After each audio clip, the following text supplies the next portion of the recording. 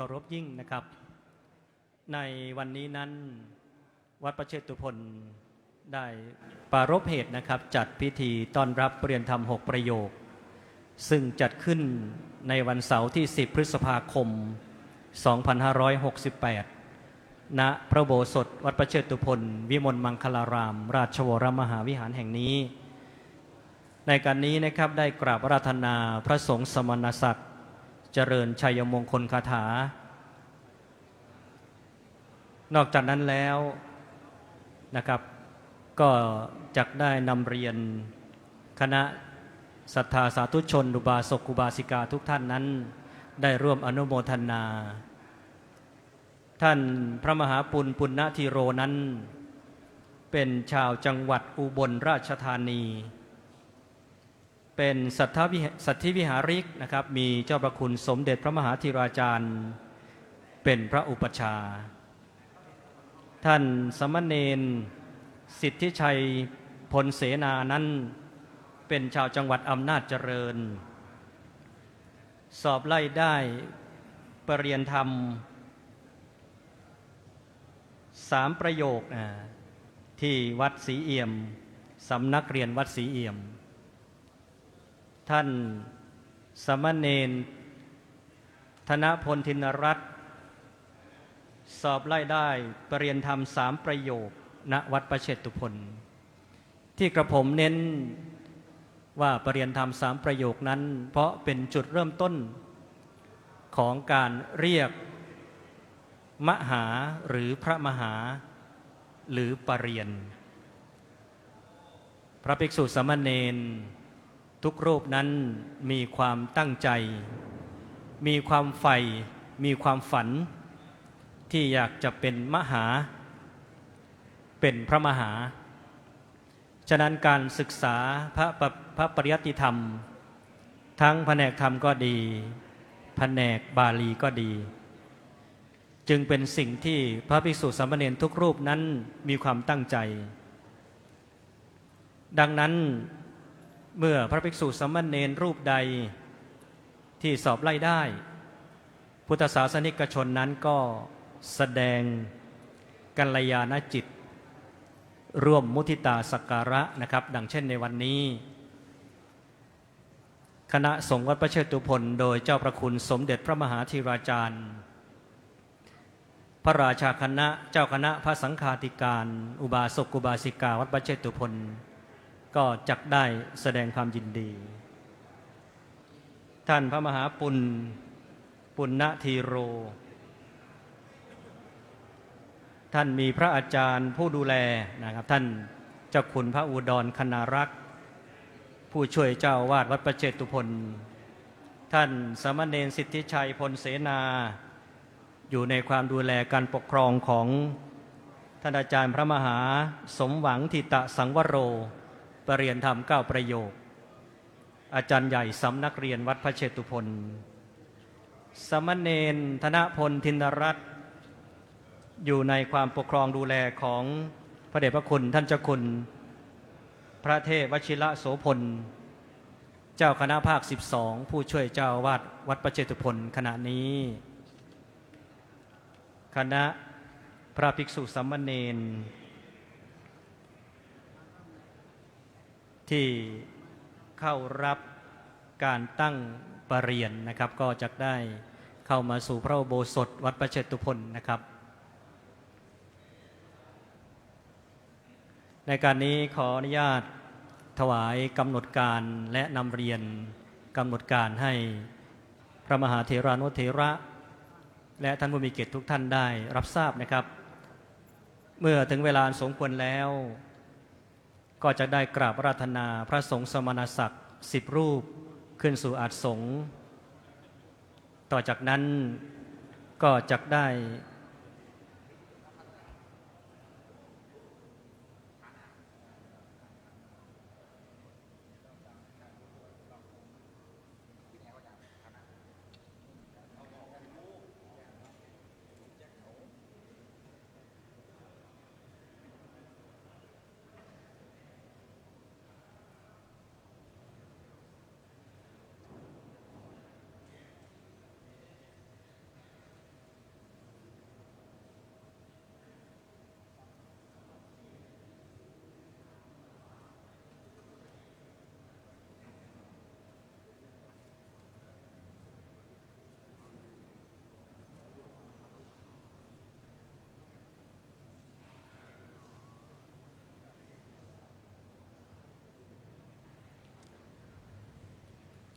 ในการนี้กระผมขออนุญาตอ่านรายนามถวายพระสงฆ์สมณศักดิ์10 รูปเจริญชัยมงคลคาถาขณะนี้เจ้าประคุณสมเด็จพระมหาธีราจารย์กรรมการมหาธีรสมาคมเจ้าคณะใหญ่หนเหนือองค์อธิบดีสงฆ์วัดประเชิดตุพลได้เข้ามาสู่บริเวณพระโบสถ์แล้วขอเรียนเชิญทุกท่านประนมมือขึ้นน้อมถวายการต้อนรับเจ้าประคุณสมเด็จองค์ประธานด้วยความเคารพยิ่งครับในการนี้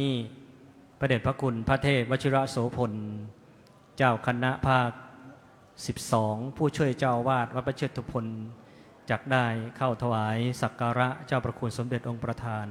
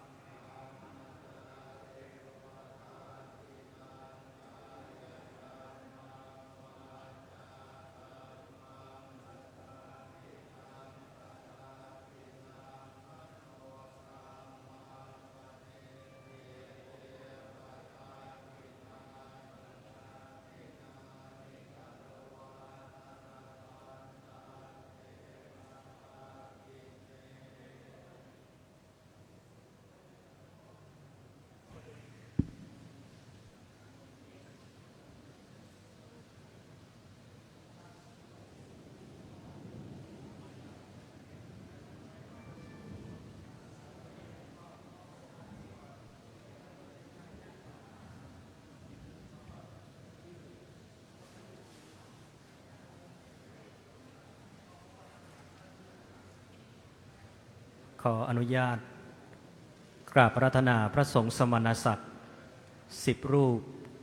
เจริญชัยมงคลคาถาขึ้นสู่อาสงฆ์นะครับประกอบด้วย 1. พระธรรมวชิระปัญญาจารย์ 2. พระเทพวชิระโสพล 3. พระเทพวชระศรีลาภรณ์ 4. พระศรีรัตโนบล 5. พระอุดรคณารักษ์ 6. พระยานวชิรวงศ์ 7. พระครูวิทยาธรรมรงค์ 8. พระมหานรินทร์อภิฉันโท 9. พระครูวิจิตรโคสา 10. พระครูสุตะรัตนวิมลขอกราบอาราธนาพระคุณเจ้าทุกรูปด้วยความเคารพยิ่งครับอีกสักครู่นะครับจะได้เข้าสู่พิธีต้อนรับประเรียนธรรม6ประโยคนะครับจึงขอเรียนเชิญท่านอุบาสกอุบาสิกาทุกท่านนะครับนั่งเก้าอี้ให้เรียบร้อยในการนี้ได้รับเมตตาเป็นอย่างยิ่งในเจ้าประคุณสมเด็จพระมหาธีราจารย์กรรมการมหาเถรสมาคมเจ้าคณะใหญ่หนเหนือองค์อธิบดีสงฆ์วัดพระเชตุพนได้เมตตาเป็นประธานในพิธีนะครับ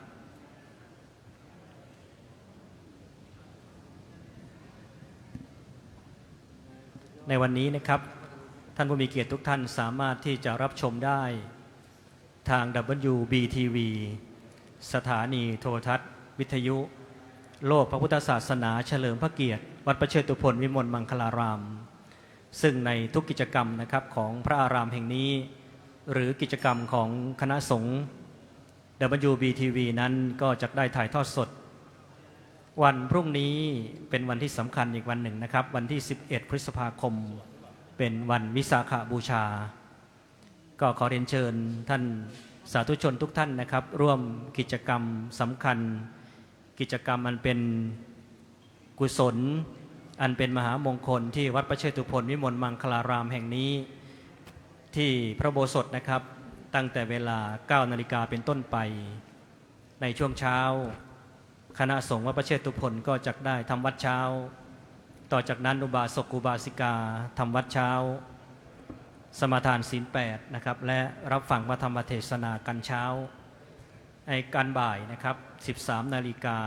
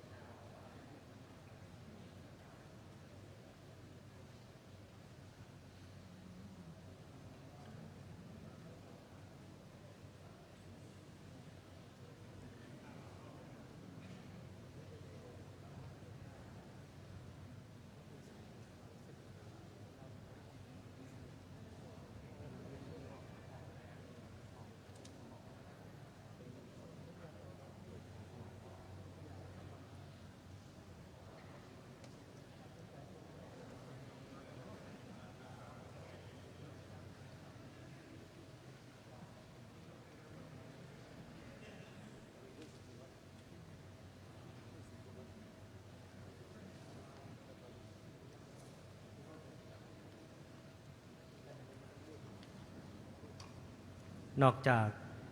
พระภิกษุสามเณรทั้ง3รูปนะครับผู้สอบไล่ได้ปรริยนธรรม6ประโยคนั้นจักนำความปราบปลื้มความยินดีมาสู่คณะสงฆ์วัดพระเชตุพนแล้วก็ยังนำความยินดีความปราบปลื้มมาสู่ญาติพี่น้องนั้นพลอยยินดี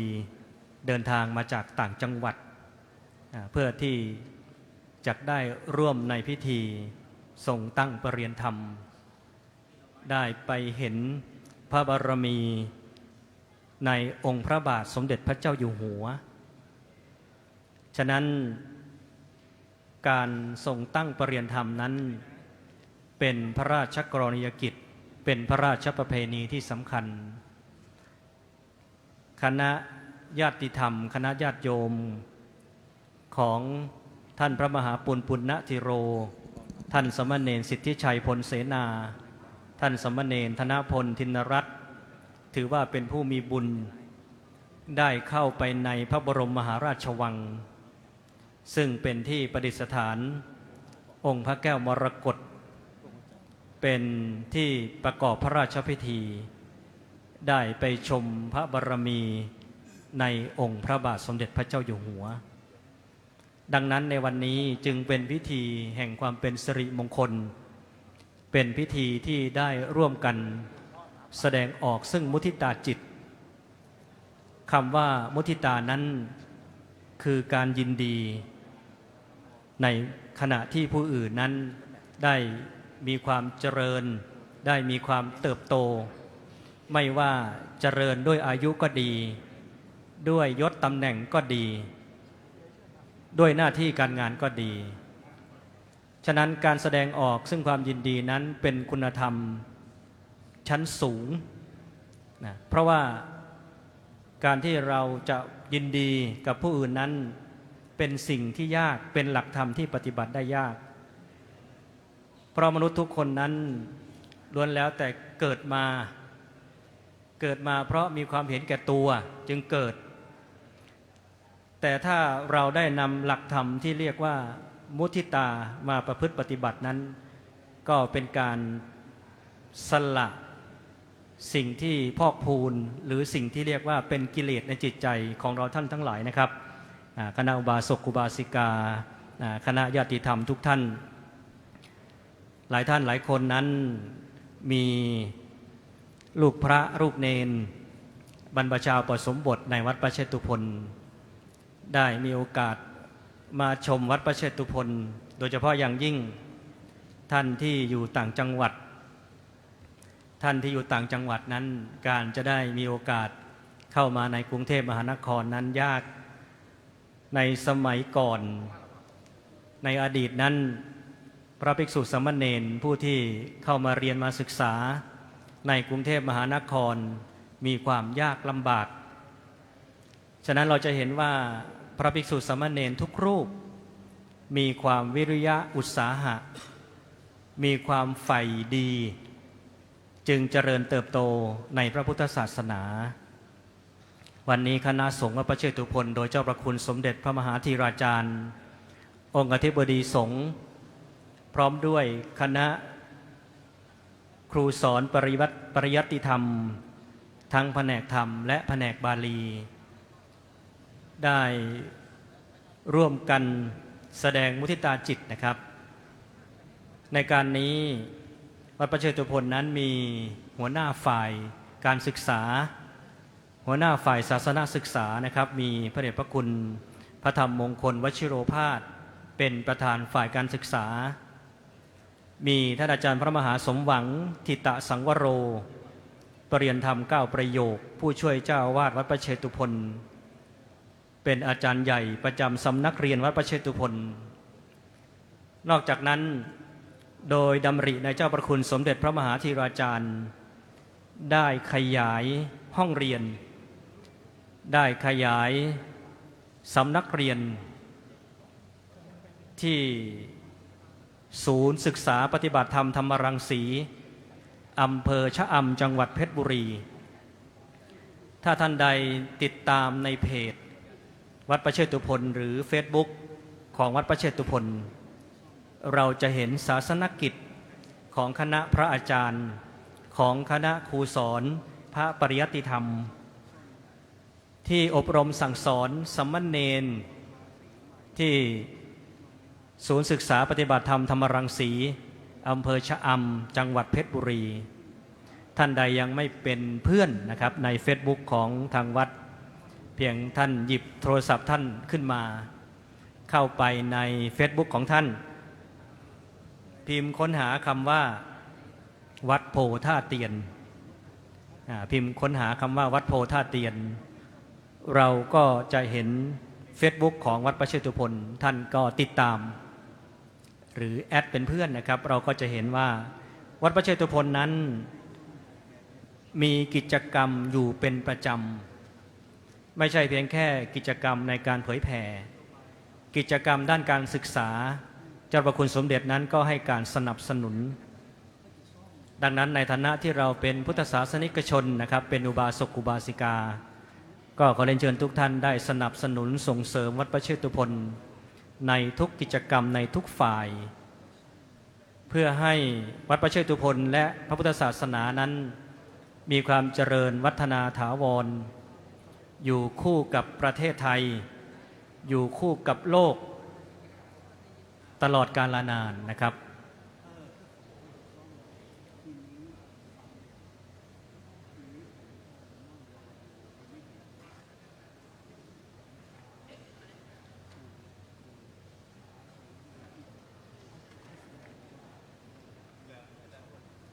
ท่านพระมหาปุณณธีโรนั้นชาติภูมิท่านนะครับเป็นคนอำเภอวารินชำราบจังหวัดอุบลราชธานีจังหวัดอุบลราชธานีนั้นถือว่าเป็นจังหวัดแห่งนักปราชญ์อาจารย์ในประวัติศาสตร์นะครับตั้งแต่อดีตจนถึงปัจจุบันเราจะพบว่านักปราชญ์อาจารย์นั้นส่วนหนึ่งมีชาติภูมิจังหวัดอุบลราชธานีท่านพระมหาปุณบรรพชาเป็นสมณเณรเมื่อวันที่ 4 พฤษภาคม 2562 ณ วัดวารินชำราบตำบลวารินชำราบอำเภอวารินชำราบจังหวัดอุบลราชธานีมีพระเดชพระคุณพระศรีรัตโนบลวัดวารินชำราบอุบลราชธานีเป็นพระอุปชาได้อุปสมบทเมื่อวันที่ 1 มิถุนายน 2566 ณ พระอุโบสถวัดประเชตุพนวิมลมังคลารามมีเจ้าพระคุณสมเด็จพระมหาธีราจารย์เป็นพระอุปชามีพระศรีรัตโนบลเป็นพระกรรมวาจาจารย์มีพระอุดรคณารักษ์เป็นพระอนุสาวนาจารย์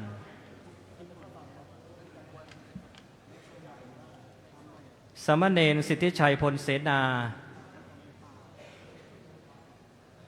ท่านมีชาติภูมิอำเภอ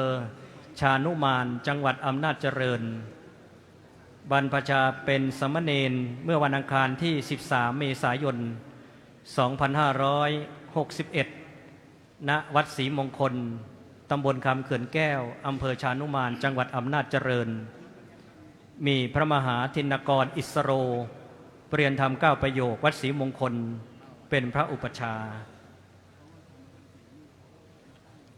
สมณเณรธนพลทินรัตน์บรรพชาเป็นสมณเณรเมื่อวันที่ 28 กุมภาพันธ์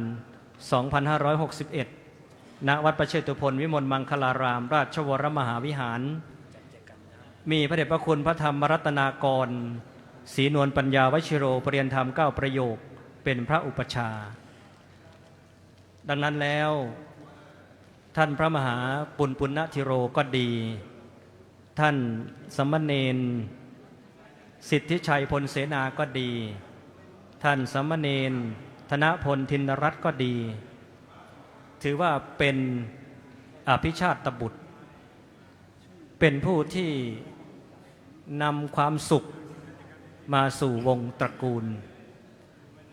มาสู่วงตระกูลไม่พอก็นำความสุขมาสู่คณะสงฆ์วัดพระเชตุพนพระอารามแห่งนี้เป็นพระอารามที่มีความสำคัญของ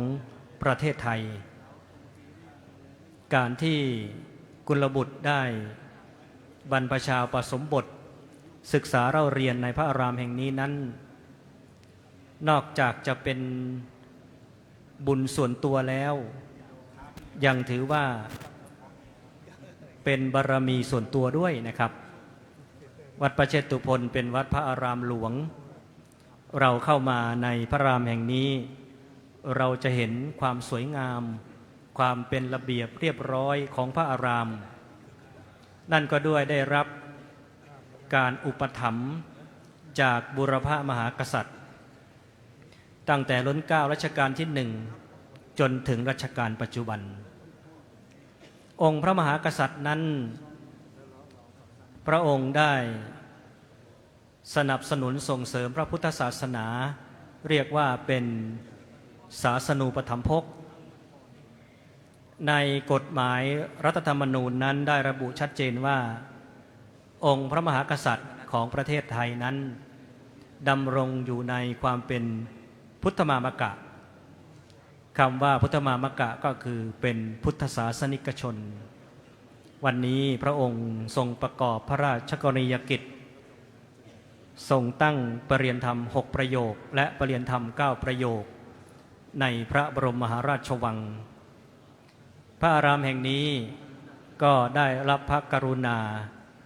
โปรดพระราชทานตั้งประเรียนธรรม6ประโยค3รูปนั่นคือพระมหาปุณณธีโรสมณเณรสิทธิชัยพลเสนา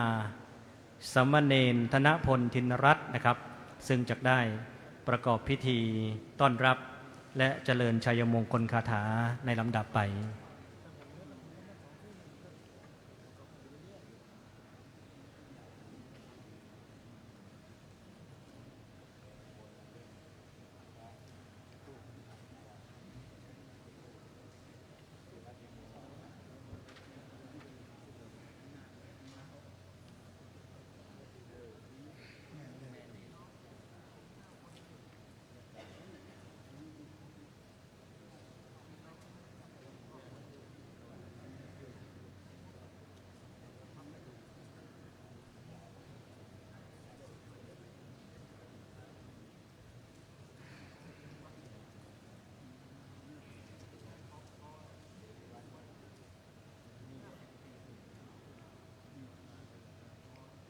ขณะนี้นะครับขบวนประกาศนียบัตรและพัดเปลี่ยนธรรมนะครับได้เข้ามาสู่ด้านหน้าวัดประเชตุพนนะครับที่บริเวณถนนสนามชัยนะครับก็ขออนุญาตนำเรียนท่านผู้มีเกียรติทุกท่านเพื่อที่จะได้เข้าสู่พิธีการได้ร่วมพิธีนี้นะครับนับว่าเป็นสัพพสิริมงคลแก่ทุกท่านทุกคนการได้สดับรับฟังพระคุณเจ้าเจริญชัยมงคลคาถานั้นถือว่าเป็นมงคลกับทุกท่านนะครับในการนี้กระผมขออนุญาตนำเรียนวันพรุ่งนี้นะครับวันที่11พฤษภาคม2568นะครับเป็นวันสำคัญของชาวพุทธนะครับนั่นคือวันวิสาขบูชาพรุ่งนี้วัดประเชตุพนได้จัดกิจกรรมวันธรรมสวนะนะครับหรือวันพระตั้งแต่เวลา 9 นาฬิกา 9 นาฬิกานั้นคณะสงฆ์วัดประเชตุพนก็จะได้ทำวัดเช้า 9 นาฬิกา 15 นาทีอุบาสกอุบาสิกาทำวัดเช้าสมาทานศีล 8และ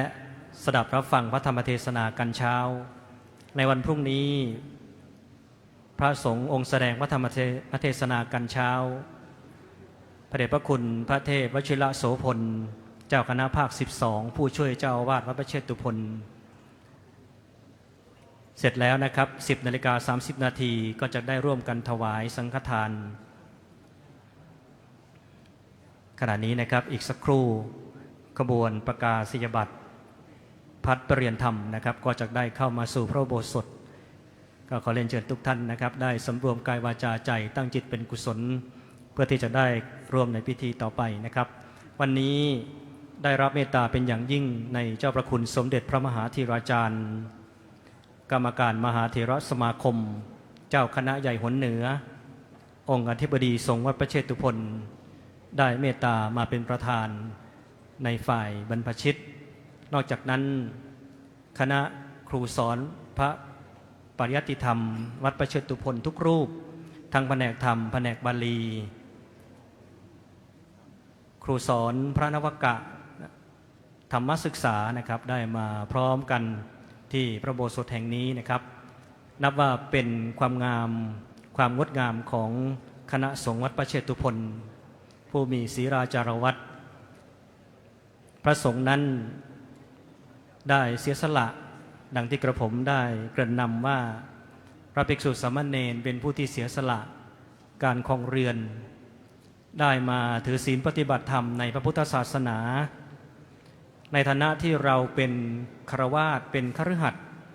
ก็จะต้องสนับสนุนส่งเสริมพระภิกษุสามเณรทุกรูปไม่ใช่แต่เพียงแค่วัดพระเชตุพนนะครับวันนี้นั้นมีภิกษุสามเณรที่กำลังศึกษาขณะนี้ขบวนประกาศนียบัตรพัดประเรียนธรรมนะครับได้เข้ามาสู่พระอุโบสถเป็นที่เรียบร้อยแล้วนะครับ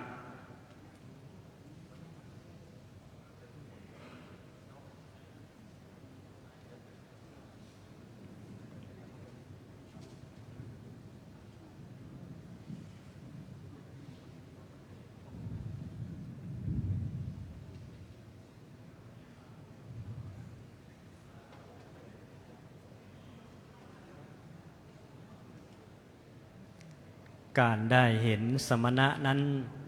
เป็นมงคลดังที่พระพุทธองค์ทรงตรัสว่า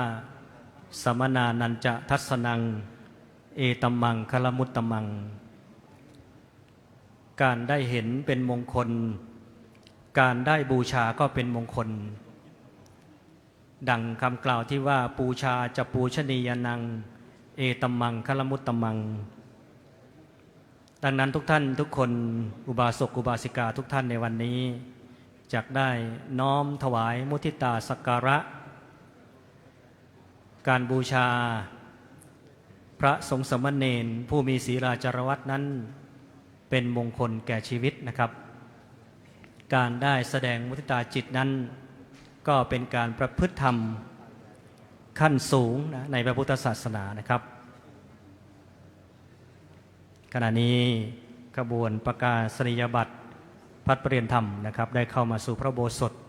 โดยมีท่านอาจารย์พระมหาสมหวังทิตะสังวโรประเรียนธรรม9ประโยคอาจารย์ใหญ่นะครับได้นำคณะพระภิกษุสามเณรผู้สอบไล่ได้ประเรียนธรรม6ประโยคพระมหาปุณปุณณธีโรสามเณรสิทธิชัยพลเสนาสามเณรธนพลทินรัตน์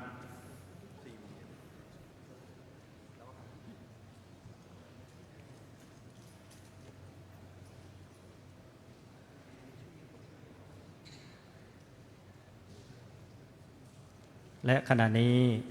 พระมหาปุณปุณณธีโรจักได้เป็นผู้แทนจุดธูปเทียนบูชาพระพุทธเทวปฏิมากรบูชาพระรัตนตรัย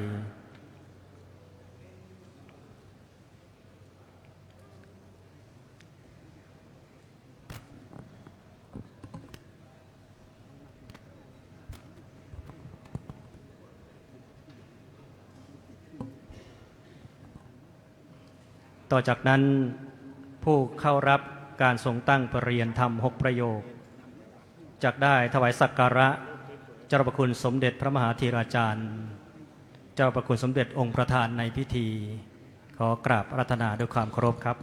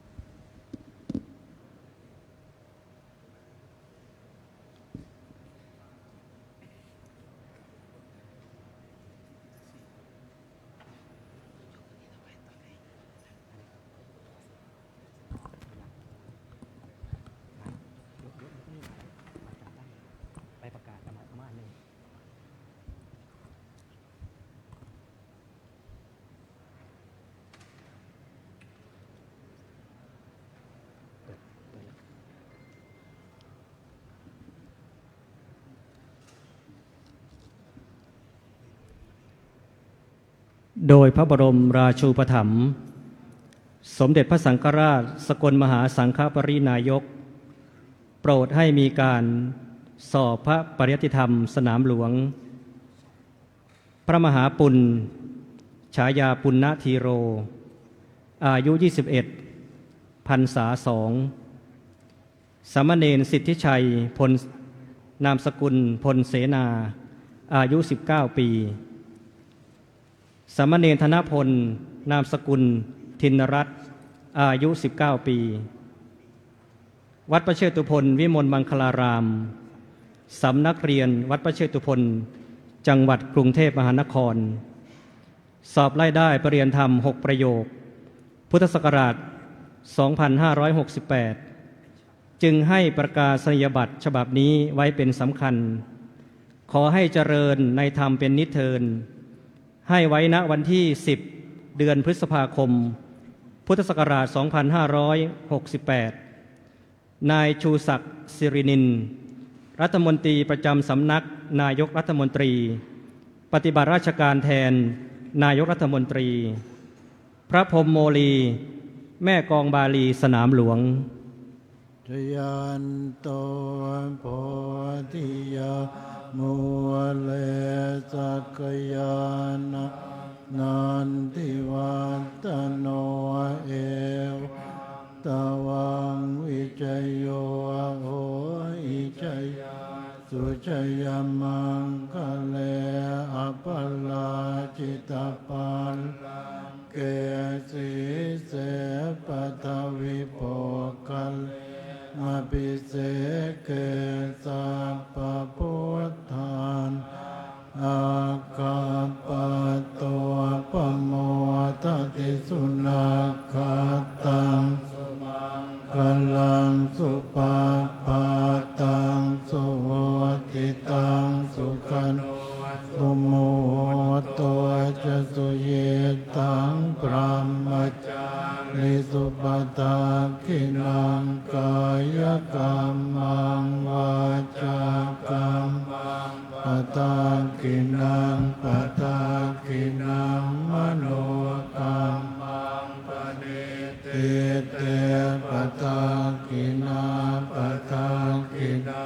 นิกตวานลปันตาเตปตาคิเนลำดับต่อไปขอประธานอนุญาตกราบอาราธนาเจ้าพระคุณสมเด็จพระมหาธีราจารย์ได้เมตตาประทานโอวาทควรมิควรสุดแต่จะเมตตาขอรับ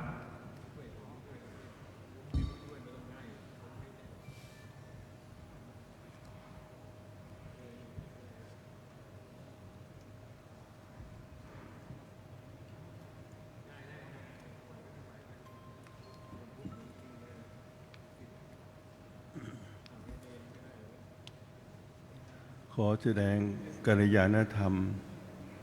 ต่อท่านพระเถรานุเถระวัดพระเชตุพนวิมลมังคลารามและพระเถรานุเถระที่เดินทางมาร่วมในพิธีนี้ทุกรูปโดยเฉพาะท่านเจ้าคุณพระธรรมมงคลวชิโรภาสผู้ช่วยเจ้าวาดวัดพระเชตุพนประธานคณะกรรมการฝ่ายศาสนศึกษาวัดพระเชตุพนเป็นประธานพร้อมด้วยพระมหาสมหวังทิตสังวโร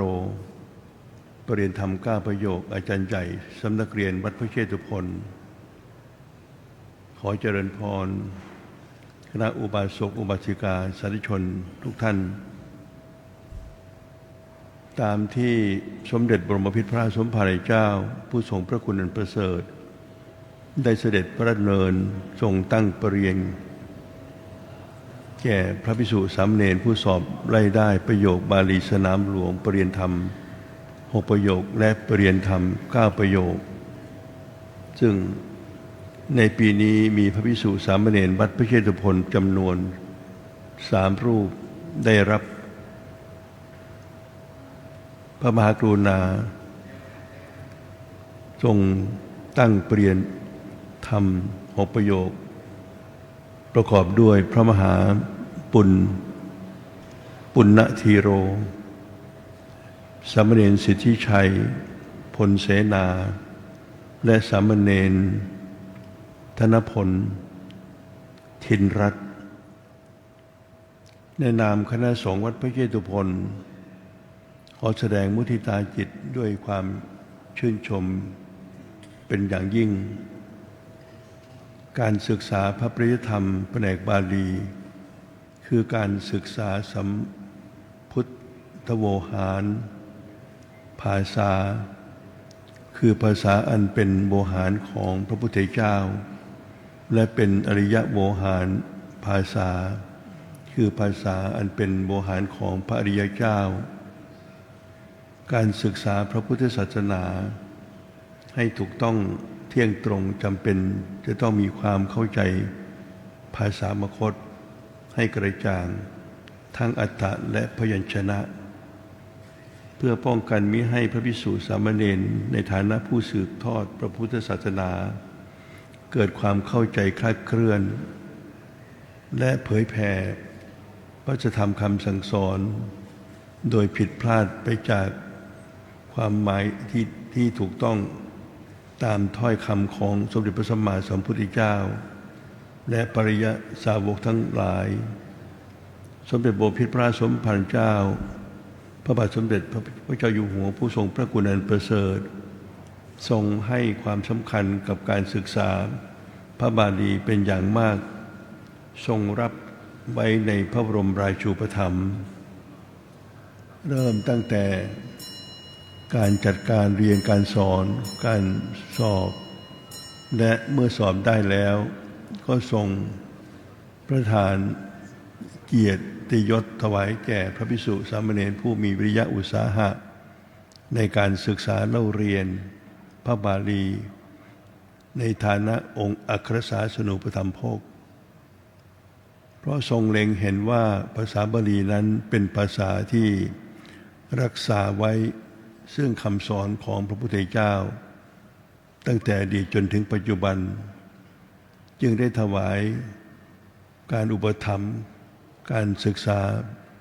พระปริยัติธรรมไว้เป็นลำดับมา ในฐานะที่ทุกท่านเป็นศาสนทายาทโดยตรงจึงควรที่จะตระหนักว่าพระศาสนาของเราจะดำรงอยู่ได้ประการที่หนึ่งก็คือการได้ศึกษาเล่าเรียนและเล่าเรียนพระธรรมวินัยที่องค์สมเด็จพระสัมมาสัมพุทธเจ้าได้ทรงแสดงและบัญญัติไว้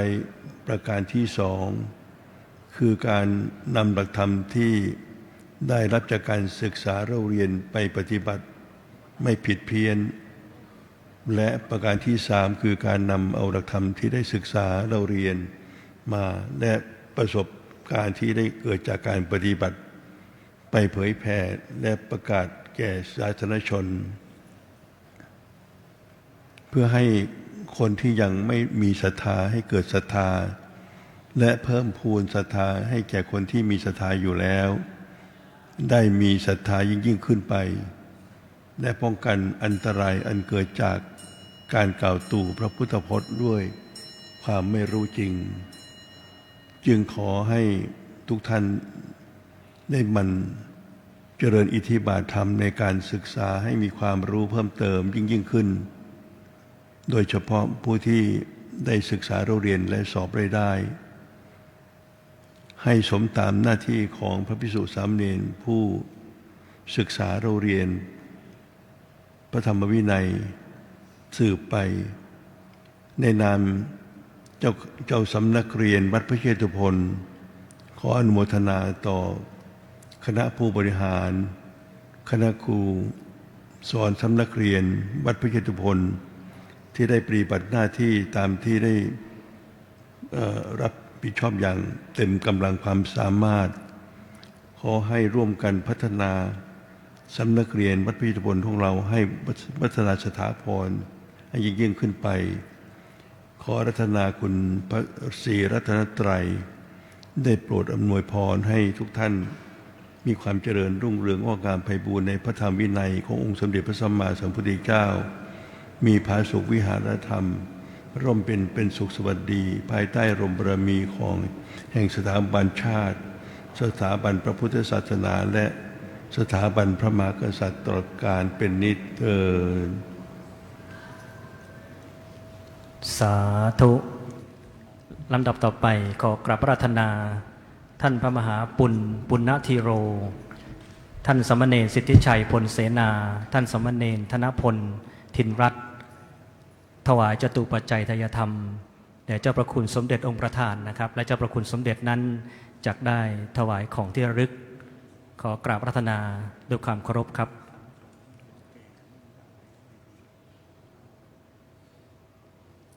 ด้วยเมตตาในเจ้าประคุณสมเด็จพระมหาธีราจารย์เจ้าสำนักเรียนวัดประเชตุพนได้เมตตาต่อพระภิกษุสมณเณรทั้ง3รูปนะครับที่สอบได้ปรริญญาธรรม6ประโยคการศึกษาพระปริยัตินั้นเป็นจุดเบื้องต้นที่จะนำไปสู่การปฏิบัติและปฏิเวทเจ้าประคุณสมเด็จพระมหาธีราจารย์องค์อธิบดีสงฆ์ผู้เป็นเจ้าสำนักเรียนนอกจากจะสนับสนุนการศึกษาของพระภิกษุสามเณรวัดประเชตุพนแล้วก็ได้สนับสนุนการปฏิบัติวัดประเชตุพนมีสำนักปฏิบัติธรรมแห่งที่62ของกรุงเทพมหานครโดยมีท่านอาจารย์พระมหาอานนท์โพธิเมธีปรริญญาธรรม9ประโยคผู้ช่วยเจ้าอาวาสวัดประเชตุพนเป็นผู้อำนวยการนะครับดังนั้นวัดประเชตุพนจึงเรียกว่าสนับสนุนทั้งคันธธุระและวิปัสสนาธุระซึ่งเป็นภาระหน้าที่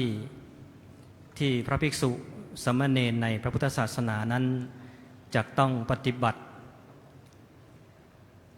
ขณะนี้เจ้าประคุณสมเด็จได้ประทานของที่ระลึกเป็นของรางวัลให้แก่พระภิกษุสามเณรทั้ง3รูปนะครับ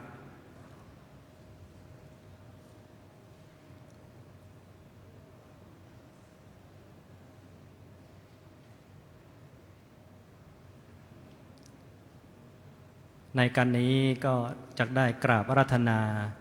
พระมหาปุณณธีโรสมณเณรสิทธิชัยพลเสนาสมณเณรธนพลทินรัตน์ได้ถวายจตุปัจจัยทายธรรมพระเดชพระคุณพระธรรมมงคลวชิโรภาสผู้ช่วยเจ้าอาวาสวัดประเชตุพนประธานฝ่ายการศึกษาของวัดประเชตุพนนะครับเจ้าพระคุณนั้นแม้จะมีพรรษายุการถึง96พรรษาแล้วแต่เจ้าพระคุณก็ท่านเจ้าคุณก็ให้ความเอาใจใส่ในการศึกษาของคณะสงฆ์ของพระภิกษุสามเณรวัดประเชตุพน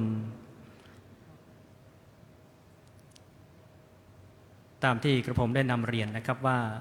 วัดประเชตุพนนั้นได้เปิดสำนักเรียนที่เป็นสาขาณศูนย์ศึกษาปฏิบัติธรรมธรรมรังสีอำเภอชะอำจังหวัด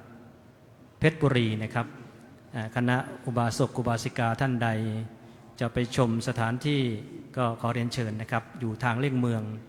อำเภอชะอำมุ่งไปสู่จังหวัดประจวบคีรีขันธ์นะครับ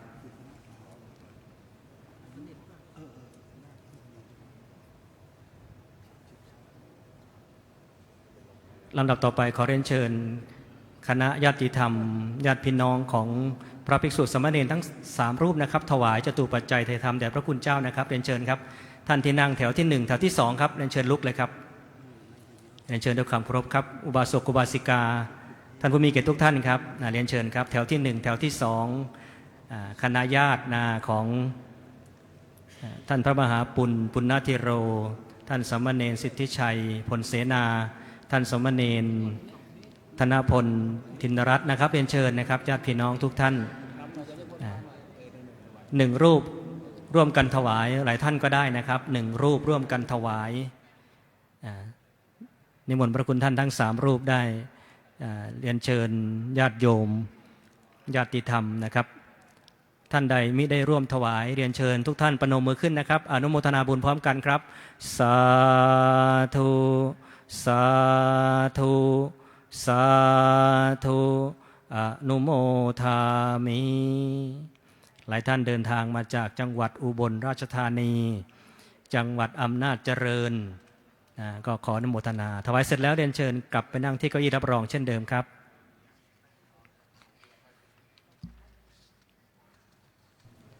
ลำดับต่อไปพระสงฆ์สมณศักดิ์ทั้งนั้นจักได้อนุโมทนาเรียนเชิญสาธุชนกรวดน้ำรับพรยะ ถาวาลิวหาปุลาปาริปุเรนติสาคลังเอวะเมวะอิโตทินังเป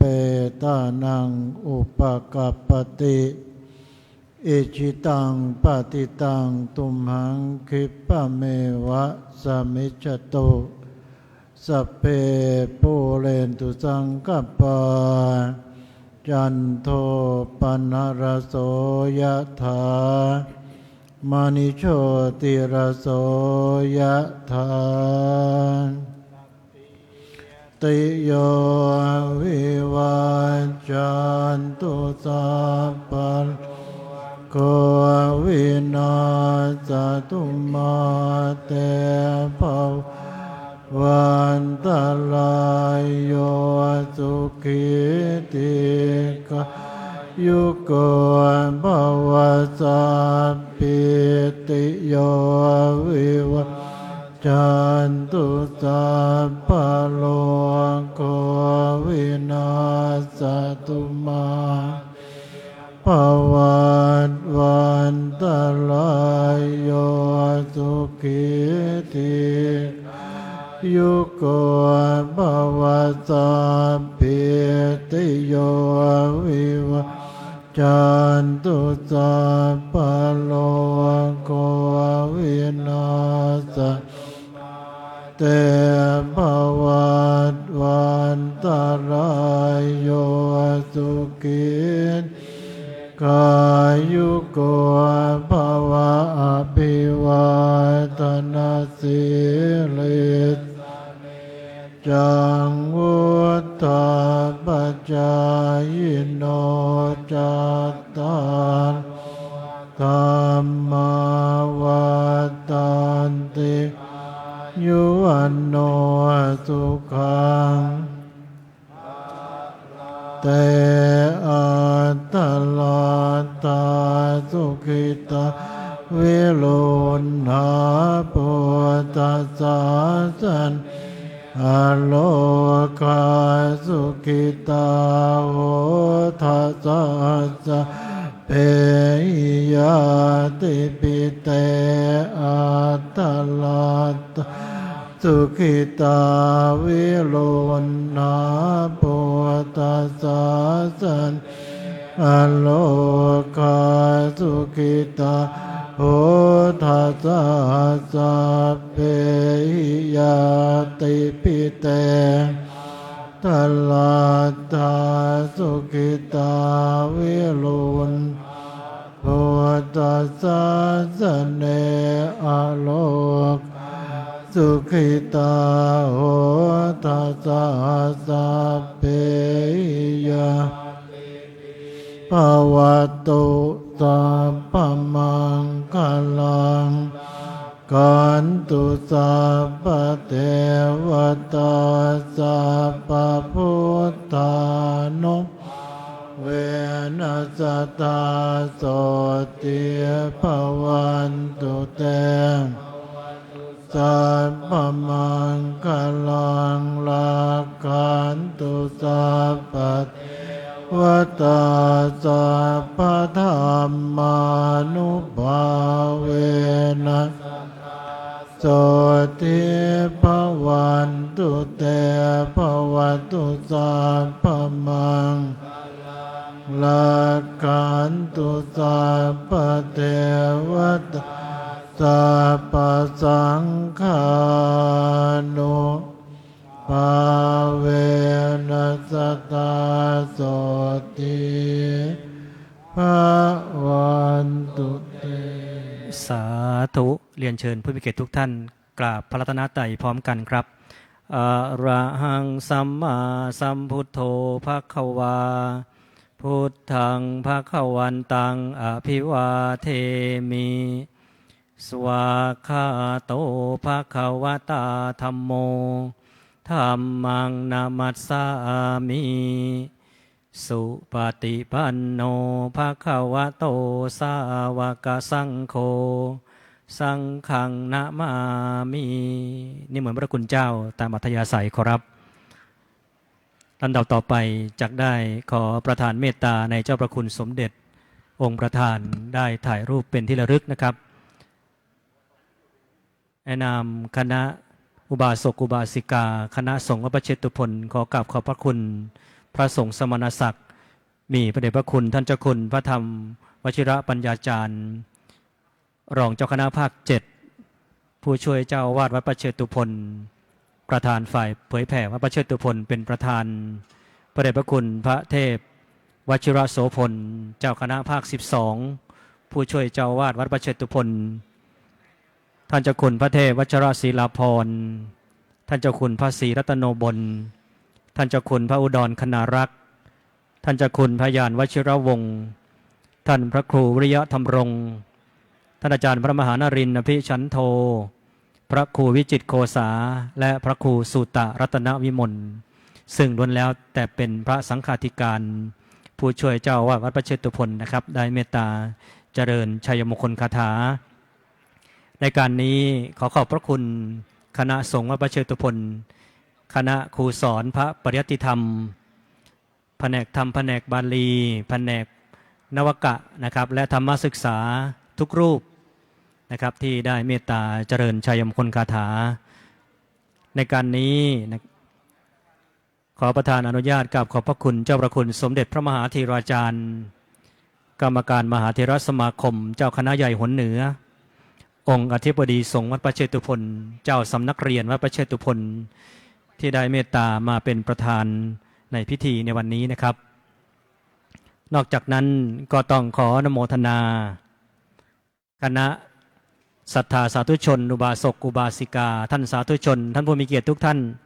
ที่ได้มาร่วมในพิธีต้อนรับประเรียนธรรม6ประโยคเราท่านทั้งหลายนั้นได้สนับสนุนส่งเสริมพระพุทธศาสนาส่งเสริมพระภิกษุสามเณรให้ศึกษาพระปริยัติธรรมศึกษาพระธรรมวินัยอันเป็นหลักธรรมคำสั่งสอนของพระพุทธเจ้าศึกษาพระไตรปิฎกอันเป็นคัมภีร์ที่สำคัญของพระพุทธศาสนาฉะนั้นการในวันนี้จึงจะนำให้พระพุทธศาสนานั้นมีความ